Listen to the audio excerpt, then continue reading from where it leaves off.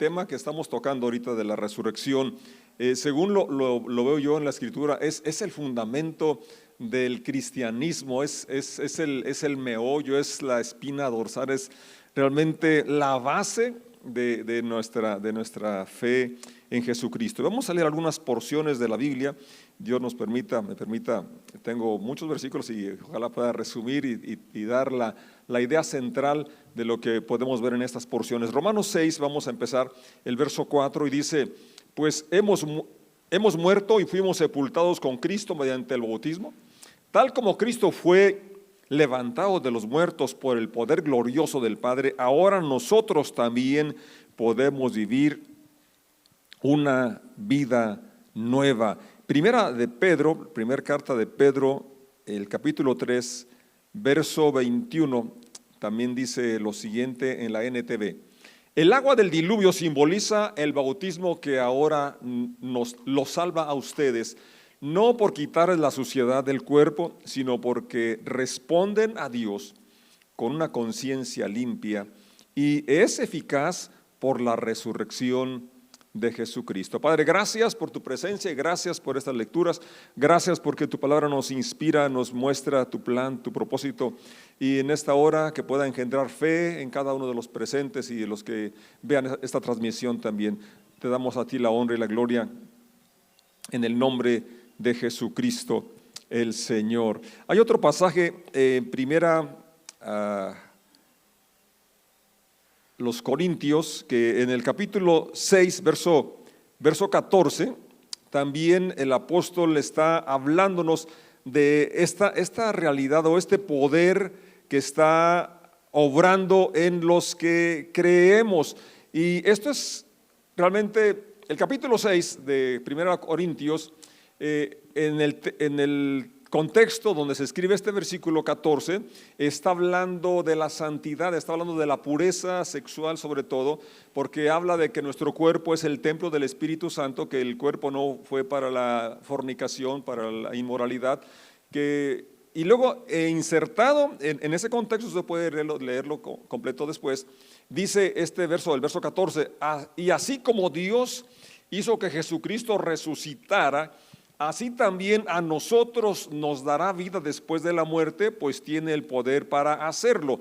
Si lo leemos aislado el versículo, nos habla de la resurrección, nos habla de la vida eterna, pero en el contexto está hablando de la vida nueva que podemos vivir hoy y aquí. Y aunque es bueno tener la esperanza de la resurrección, es básico eso, de hecho, los primeros creyentes, y creo que hasta la fecha, pero hablando de la persecución que enfrentaron y que soportaron la muerte, algunos hasta crucificados como el Señor, martirizados, torturados, algo que los ayudó, que los alentó a soportar todas las pruebas y dificultades que enfrentaron era la esperanza de la resurrección, y es algo que nos alienta también a nosotros, y Pablo lo explica ampliamente en Corintios capítulo 15, pero ese poder de la resurrección y esperanza de la resurrección no es solamente para tener esperanza de la vida eterna, sino para vivir el presente aquí y el ahora, porque realmente es la realidad única que estamos experimentando el día de hoy.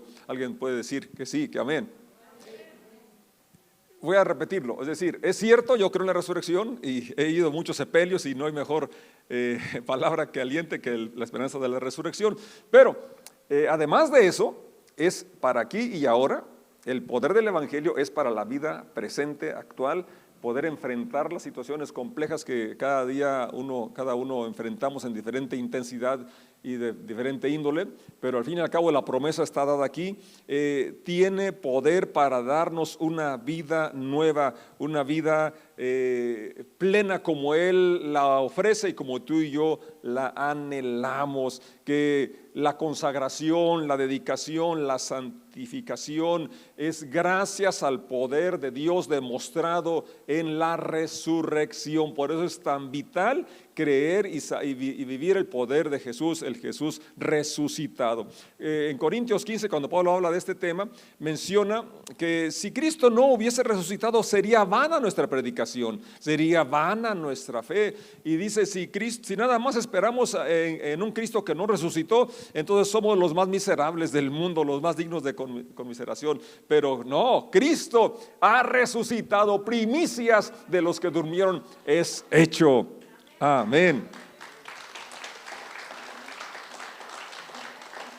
Y el Señor Jesucristo, como traté de explicar el miércoles, le habló a los de Emaús como de Moisés y los profetas, los salmos nos hablan de este evento trascendental de la resurrección de Jesucristo y los guió por las escrituras, ¿verdad? Y estábamos también considerando en Lucas 24 cuando el Señor se aparece a los 11, aunque ahí dice a los 12, les dice paz a vosotros o shalom, que es el bienestar que Él anhela, que Él nos da, la satisfacción, el contentamiento, la sensación de plenitud. Eso es lo que es el saludo y es lo que ofrece el Cristo resucitado. Y el capítulo 24 de que estoy mencionando de Lucas, el verso 52 nos dice que hubo un gran gozo en todos. Entonces la resurrección nos trae paz, nos trae gran gozo, pero también nos trae la certeza de que ese poder que levantó a Jesús de los muertos opera hoy por hoy en los que creemos.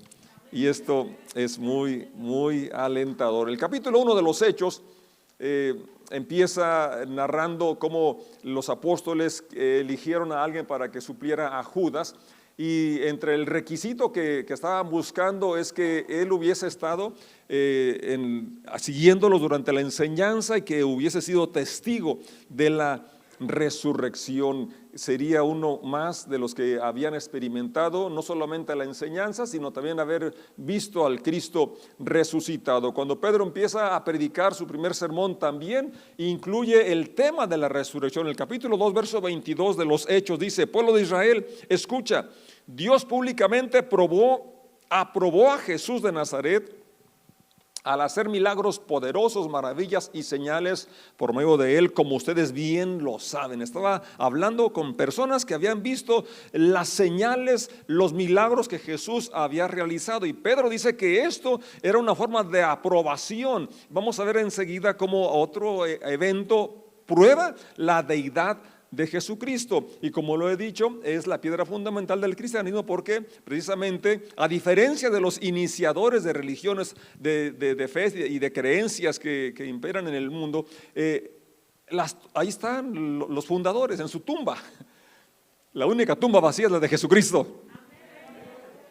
Entonces Dios probó públicamente quién era Jesús con los milagros poderosos que realizó, las maravillas y señales que él realizó. Verso 23, pero Dios sabía lo que iba a suceder y su plan predeterminado se llevó a cabo cuando Jesús fue traicionado con la ayuda de los gentiles sin ley. Ustedes clavaron en la cruz y lo mataron, pero Dios lo liberó de los terrores de la muerte y lo volvió a la vida, pues la muerte no pudo retenerlo bajo su dominio. Qué declaración tan poderosa. Amén. Así es, y aquí está hablando Pedro cómo lo que sucedió no fue accidental, sino que era un plan predeterminado, ¿verdad? Y cómo cumplieron las escrituras, pero dentro de lo que estaba previsto en ese plan redentor era la resurrección de Jesucristo. Y aquí menciona en el verso 24, Dios lo liberó de los terrores de la muerte. Dice la Reina Valera: sueltos los dolores, los terrores de la muerte, lo volvió a la vida en la resurrección. Y dice la razón, pues la muerte no pudo retenerlo bajo su dominio. ¿Por qué? Porque la paga del pecado es muerte. Y Jesús nunca pecó. Entonces, como no pecó, la muerte no tenía poder sobre él. Aunque murió, literalmente murió, ¿verdad? Ya estuvo ahí los 3 días en la tumba, para que no dijeran que estaba desmayado o que nada más estaba ahí aguantando, sino que estaba bien muerto. Y al tercer día se levantó bien vivo, porque la muerte no puede detenerlo.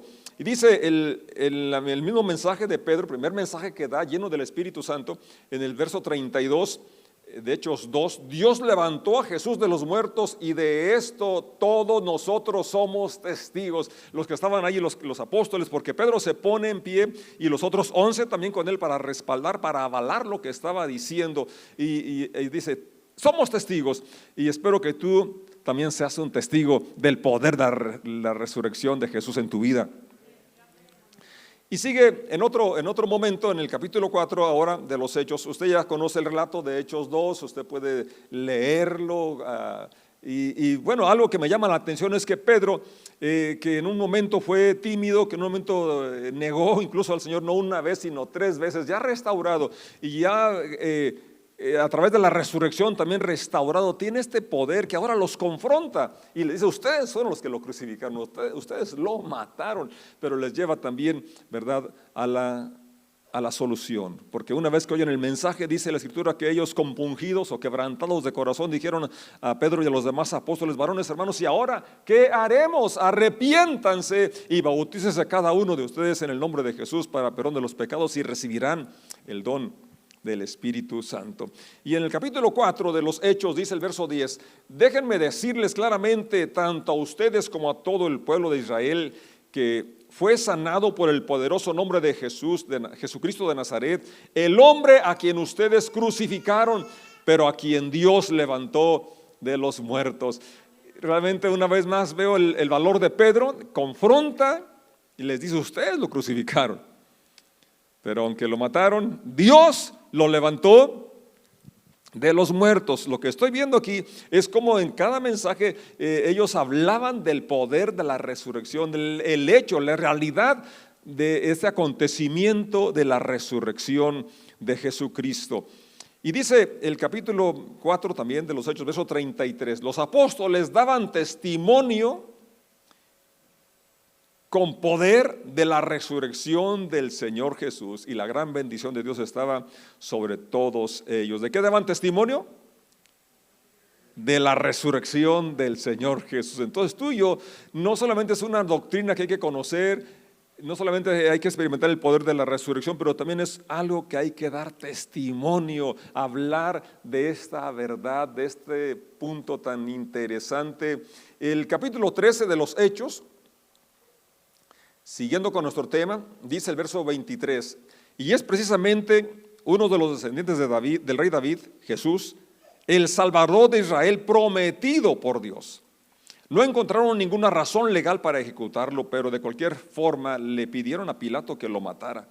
Una vez que llevaron a cabo todo lo que las profecías decían acerca de él, lo bajaron de la cruz y lo pusieron en una tumba, pero Dios lo levantó de los muertos. Ellos lo acusaron falsamente, lo juzgaron mal, y lo mataron, lo sepultaron, pero Dios lo levantó de los muertos. Verso 31, y durante varios días se apareció a los que habían ido con él de Galilea a Jerusalén. O sea que no fue una vez, no fue solo a Pedro, sino ya hemos visto varios relatos que hablan, ¿verdad?, que se les apareció a muchos.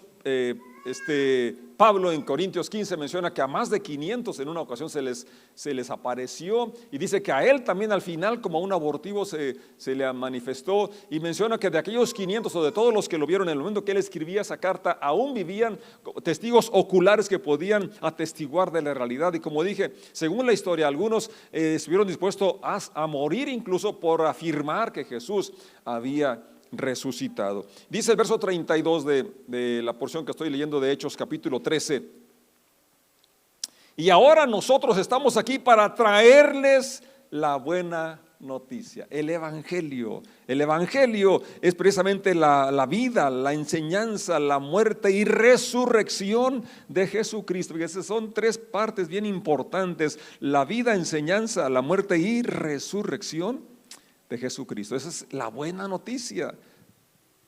Lo que Él hizo lo sigue haciendo, porque Él es el mismo ayer, hoy y por los siglos, porque Él no está muerto, Él está vivo. Sí, Señor. Entonces, así como los apóstoles tuvieron captaron esa realidad y dieron su vida por este mensaje, ahora la iglesia, ahora tú y yo estamos llamados también a compartir esta buena noticia. La promesa fue dirigida a nuestros antepasados. Verso 33, y ahora Dios la cumplió a nosotros, los descendientes, al resucitar a Jesús. ¿Cuándo se cumple la promesa?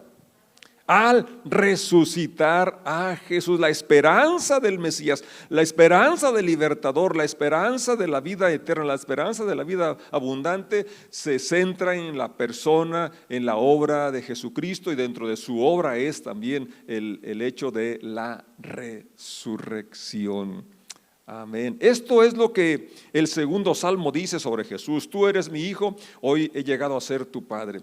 34, pues Dios había prometido levantarlo de los muertos, no dejarlo que se pudriera en la tumba. Dijo: yo daré las bendiciones sagradas que le prometí a David. Este salmo no hace referencia a David, pues después de haber hecho la voluntad de Dios en su propia generación, David murió, fue enterrado con sus antepasados y su cuerpo se descompuso.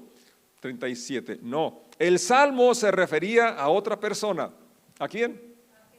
A alguien a quien Dios resucitó y cuyo cuerpo no se descompuso. Amén. Hermanos, escuchen, estamos aquí para proclamar que por medio de este hombre Jesús, ustedes tienen el perdón de sus pecados. Tú y yo tenemos la misma bendición, hemos recibido esa bendición, el perdón de nuestros pecados, y ahora tenemos también el privilegio de presentar a este Cristo resucitado, que por su obra, por su persona, podemos recibir la absolución, podemos recibir el perdón. Verso 39, todo el que cree en Él es hecho justo a los ojos de Dios, es justificado, según la Reina Valera.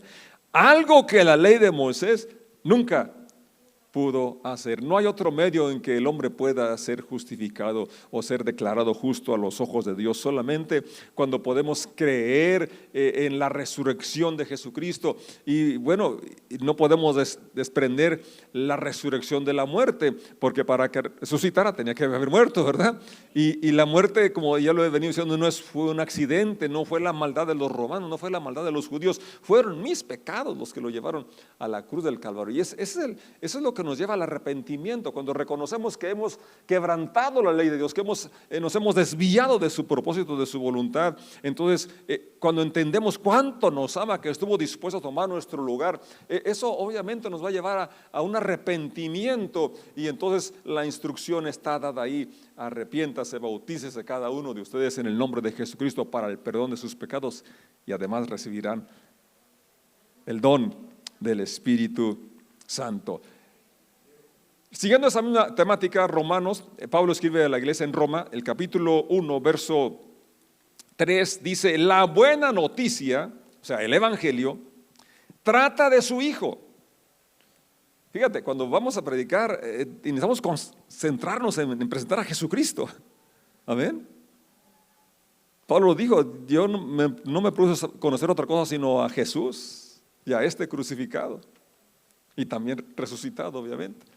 Porque podemos desviarnos fácilmente cuando queremos presentar el evangelio, ¿verdad? Y presentar otra cosa que no son buenas noticias, no es la buena de salvación que se nos ha encomendado compartir. Entonces, leo de nuevo el verso 3, Romanos capítulo 1. La buena noticia trata de su Hijo. En su vida terrenal, Él fue descendiente del rey David. O sea, había una promesa, ¿verdad?, que venía dada a Abraham, su simiente, la cual es Cristo, y de la familia de David vendría el Mesías, el Salvador. Verso 4, y quedó demostrado que era hijo de Dios. Es decir, están las dos naturalezas: la humana como hombre, que Él así se presentó como hijo de hombre, hijo de David, pero también la divina. Aquel verbo fue hecho carne y lo demostró. Ya miramos la primera muestra es que hizo señales y milagros. Así es. Pero la otra demostración de su deidad, de su divinidad, es la resurrección. Y aquí dice el verso 4, y quedó demostrado que era el Hijo de Dios cuando fue resucitado de los muertos. Está ahí, está en la pantalla, usted puede leerlo. leerlo conmigo. Quedó demostrado, ¿cuándo? Cuando resucitó. ¿Qué demostró? Que es el Hijo de Dios, que Él, ¿verdad?, es divino, Él es Dios y por eso puede salvar a los que nos acercamos a Él. Qué privilegio, qué bendición. Él es Jesucristo, nuestro Señor. Entonces, fue declarado, fue demostrado con poder, fue probado, fue señalado, fue definido. Y aquí esa palabra me gusta, demostró su divinidad, su capacidad para vencer la muerte, y ese poder es el que actúa poderosamente hoy en los que creemos. Cuando Pablo habla de ese tema de la justificación en Romanos capítulo 4, está hablando de Abraham, que él tuvo esa fe en Dios, y luego habla pues de la resurrección de Jesucristo también, y que dice, el cual fue entregado por nuestros pecados y resucitado para nuestra justificación. Amén. Ahora, ahí en este versículo 4 es poderoso, porque fíjense lo que dice el verso 4, Romanos 1:4. En la versión Reina Valera me menciona, aquí hemos leído, y ahí está en la pantalla, mediante el poder del Espíritu Santo. En la Reina Valera usa otra traducción y dice, mediante el poder de santidad. Me llama la atención, me gusta esta definición que habla aquí del poder de la santidad, porque como ya miramos, la muerte no podía retenerlo porque Él no pecó. Entonces, es por su santidad que Él pudo levantarse, es por su deidad, es por su divinidad que Él pudo levantarse, porque Él dijo, nadie me quita la vida, yo tengo poder para darla y para volver a tomarla. Así es. Entonces, la santidad de Él, ¿verdad?, es lo que hizo posible que Él se levantase, porque la muerte es consecuencia del pecado. La paga del pecado es muerte, y como Él no pecó, la muerte no tenía poder sobre Él. Gloria a Dios. Leímos Hechos 2, donde ya compartí, Dios públicamente aprobó a Jesús a través de los milagros y las maravillas y señales. Así es.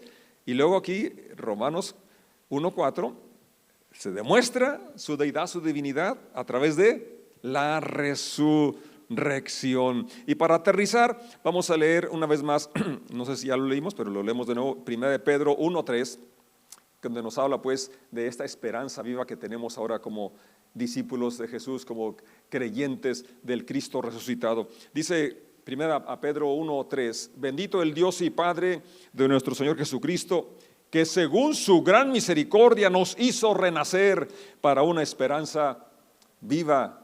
¿Por qué?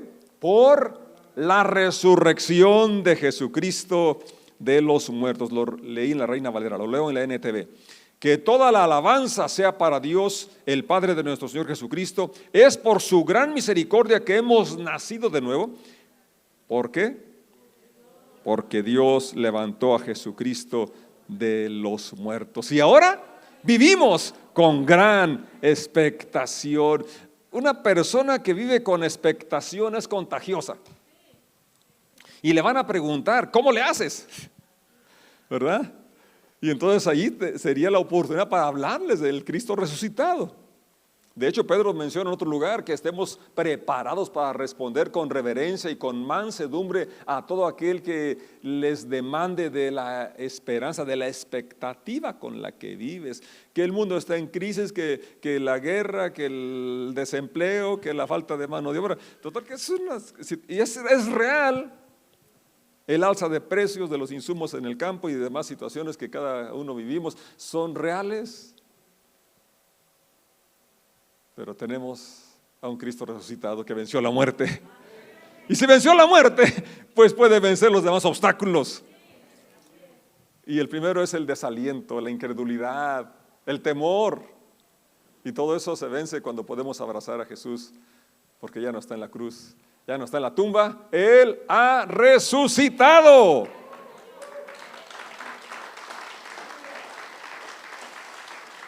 Nos ponemos de pie.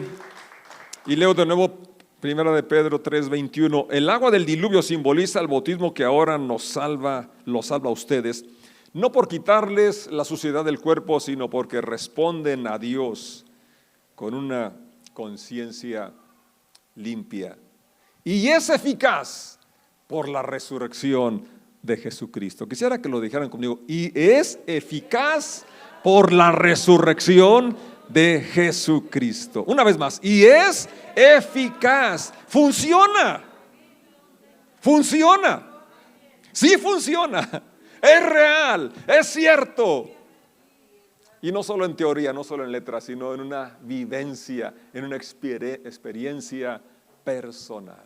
Es eficaz. Ese mismo pasaje, 1 Pedro 3:21, en la versión Palabra de Dios para Todos, dice así: esa agua es como el bautismo que ahora los salva a ustedes, pero el bautismo no consiste en limpiar el cuerpo, sino en el compromiso para con Dios de tener una conciencia limpia. El bautismo lo salva porque Jesucristo fue resucitado de los muertos. Amén. Gracias, Señor. Y por último, ya lo leímos, pero quiero repetirlo, quisiera que se quedara en nuestro corazón, en nuestra mente. Corintios 6:14. Así como Dios hizo que Jesucristo resucitara, así también a nosotros nos dará vida después de la muerte, pues tiene el poder para hacerlo. ¿Puede decir conmigo? Tiene el poder para hacerlo. Pero como lo dije en un momento, no solamente cuando muramos y que tiene poder para resucitarnos, sino para aquí y ahora. Tiene el poder para mantenernos con esa expectativa, con esa esperanza, con esa confianza y vivir una vida en paz, como Él nos dice, shalom o paz a ustedes. Una vida con la esperanza y con la confianza de su presencia que nos ayuda a vencer las dificultades, los obstáculos que día a día enfrentamos, a vencer el desaliento, a vencer todo aquello que pudiera querer apartarnos de su presencia y de su amor. ¿Quién nos separará del amor de Cristo?, preguntó Pablo. Cristo es el que murió y también el que resucitó.